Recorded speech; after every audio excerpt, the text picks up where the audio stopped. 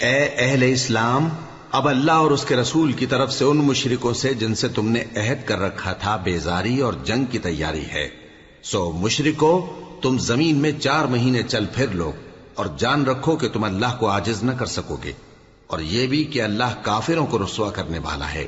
اور حج اکبر کے دن اللہ اور اس کے رسول کی طرف سے لوگوں کو آگاہ کیا جاتا ہے کہ اللہ مشرکوں سے بیزار ہے اور اس کا رسول بھی۔ اب اگر تم توبہ کر لو تو تمہارے حق میں بہتر ہے، اور اگر نہ مانو تو جان رکھو کہ تم اللہ کو ہرا نہیں سکو گے۔ اور اے پیغمبر، کافروں کو دکھ دینے والے عذاب کی خبر سنا دو۔ البتہ جن مشرکوں کے ساتھ تم نے عہد کیا ہو اور انہوں نے تمہارا کسی طرح کا قصور نہ کیا ہو اور نہ تمہارے مقابلے میں کسی کی مدد کی ہو، تو جس مدت تک ان کے ساتھ عہد کیا ہو اسے پورا کرو، کہ اللہ پرہیزگاروں کو دوست رکھتا ہے۔ پس جب عزت کے مہینے گزر جائیں تو مشرکوں کو جہاں پاؤ قتل کر دو، اور ان کو پکڑ لو اور گھیر لو، اور ہر گھات کی جگہ ان کی طاق میں بیٹھے رہو۔ پھر اگر وہ توبہ کر لیں اور نماز قائم کرنے اور زکوٰۃ دینے لگیں تو ان کا رستہ چھوڑ دو، بے شک اللہ بخشنے والا ہے، مہربان ہے۔ اور اگر کوئی مشرک تم سے پناہ کا خواستگار ہو تو اس کو پناہ دے دو، یہاں تک کہ وہ کلام اللہ کو سننے لگے، پھر اس کو امن کی جگہ واپس پہنچا دو، اس لیے کہ یہ بے خبر لوگ ہیں۔ بھلا مشرکوں کے لیے جنہوں نے عہد توڑ ڈالا، اللہ اور اس کے رسول کے نزدیک عہد کیسے قائم رہ سکتا ہے؟ ہاں، جن لوگوں کے ساتھ تم نے مسجد حرام یعنی خانہ کعبہ کے نزدیک عہد کیا ہے، اگر وہ اپنے عہد پر قائم رہیں تو تم بھی اپنے قول و قرار پر قائم رہو، بے شک اللہ پرہیزگاروں کو دوست رکھتا ہے۔ بھلا ان سے عہد کیوں کر پورا کیا جائے جب ان کا یہ حال ہے کہ اگر تم پر غلبہ پالیں تو نہ قرابت کا لحاظ کریں نہ عہد کا۔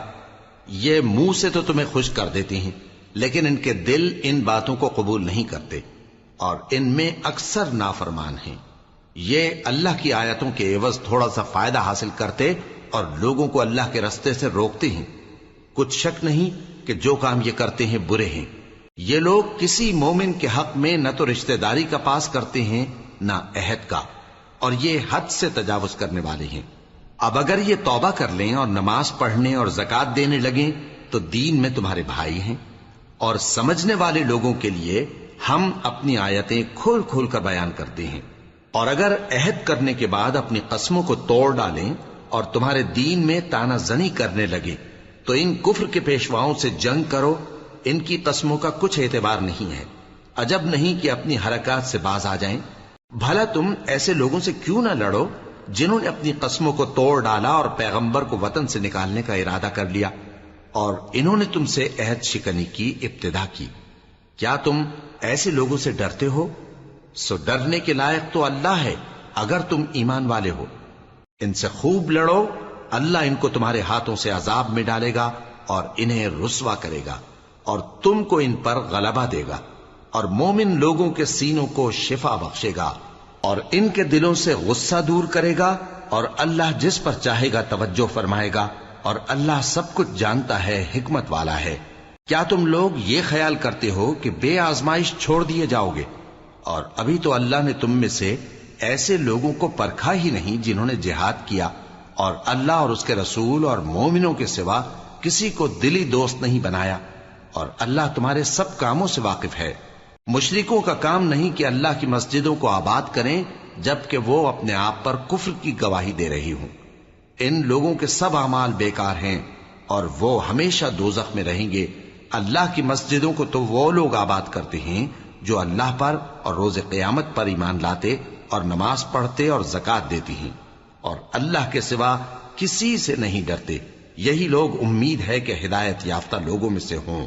کیا تم نے حاجیوں کو پانی پلانا اور مسجد حرام یعنی خانہ کعبہ کو آباد کرنا اس شخص کے اعمال جیسا خیال کیا ہے جو اللہ اور روز آخر پر ایمان رکھتا ہے اور اللہ کی راہ میں جہاد کرتا ہے؟ یہ لوگ اللہ کے نزدیک برابر نہیں ہیں، اور اللہ ظالم لوگوں کو ہدایت نہیں دیا کرتا۔ جو لوگ ایمان لائے اور وطن چھوڑ گئے اور اللہ کی راہ میں مال اور جان سے جہاد کرتے رہے، اللہ کے ہاں ان کے درجات بہت بڑے ہیں، اور وہی مراد کو پہنچنے والے ہیں۔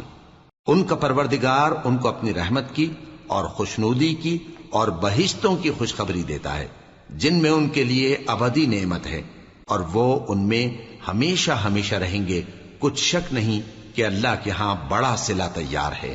اے اہل ایمان، اگر تمہارے ماں باپ اور بہن بھائی ایمان کے مقابل کفر کو پسند کریں تو ان سے دوستی نہ رکھو، اور جو ان سے دوستی رکھیں گے وہ ظالم ہیں۔ کہہ دو کہ اگر تمہارے باپ اور بیٹے اور بھائی اور بیویاں اور خاندان والے اور مال جو تم کماتے ہو اور تجارت جس میں مندی سے ڈرتے ہو اور مکانات جن کو پسند کرتے ہو اللہ اور اس کے رسول سے اور اللہ کی راہ میں جہاد کرنے سے تمہیں زیادہ عزیز ہوں تو ٹھہرے رہو یہاں تک کہ اللہ اپنا حکم یعنی عذاب بھیجے، اور اللہ نافرمان لوگوں کو ہدایت نہیں دیا کرتا۔